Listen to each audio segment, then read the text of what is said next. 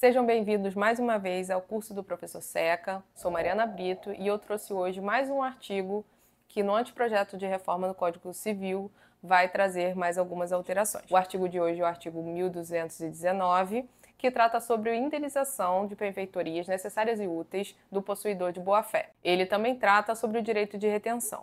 A alteração na reforma do Código Civil, no anteprojeto de reforma, ele é mais uma organização da redação, deixando ao caput a questão da indenização pelas benfeitorias necessárias e úteis e trazendo o parágrafo 1º, tratando sobre o direito de retenção. No parágrafo 2º, ele inova um pouco a redação do artigo, trazendo a possibilidade de indenização pelas acessões, mas isso já era praticado, foi só uma questão de organização. A inovação de verdade veio no parágrafo 3º, que trata sobre a impossibilidade de renúncia antecipada do direito de indenização e de retenção nos contratos de adesão.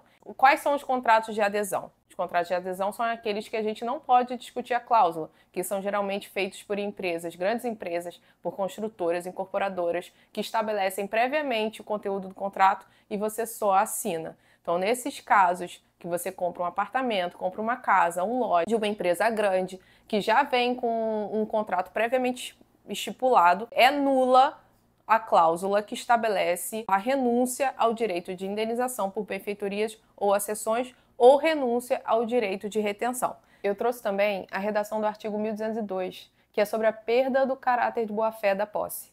Lembrando que esse artigo trata sobre o possuidor de boa-fé.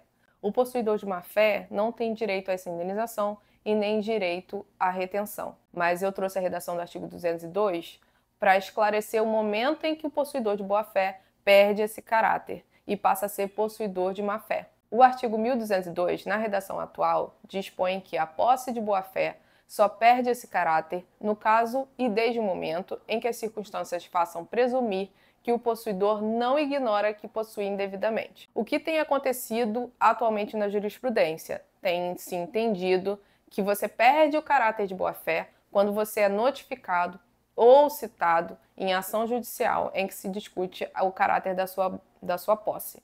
Então, quando alguém ingressa com uma reintegração de posse ou algum outro instituto possessório. Particularmente, eu acho esse entendimento injusto, mas foi ele que prevaleceu e foi trazido no parágrafo único do anteprojeto de reforma do Código Civil, nesse artigo 1202, que lê: considera-se cessado o caráter de boa-fé da posse na data da interpelação válida do possuidor, por citação, notificação ou protesto, judicial ou extrajudicial, se vier a ser reconhecida contra ele a pretensão possessória ou petitória do interpelante. A injustiça desse entendimento, para mim, é que você já tem que pensar na possibilidade de você perder uma ação e quando você perder essa ação, você vai ser considerado possuidor de má-fé, não vai poder ser indenizado e ainda tem outra consequência. Geralmente, nesse tipo de ação, você é condenado aos aluguéis do período em que você permaneceu na posse. Então, você ainda vai ter que indenizar a pessoa que te tirou da posse por meio de ação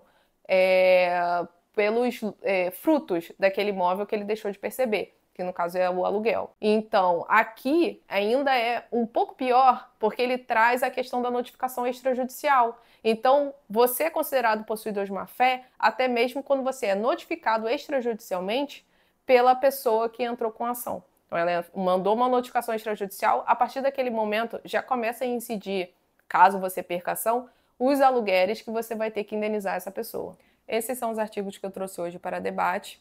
Esses e muito mais serão trazidos toda semana aqui no canal do Professor Seca. E se você gostou do conteúdo, curta, compartilhe e se inscreva no canal.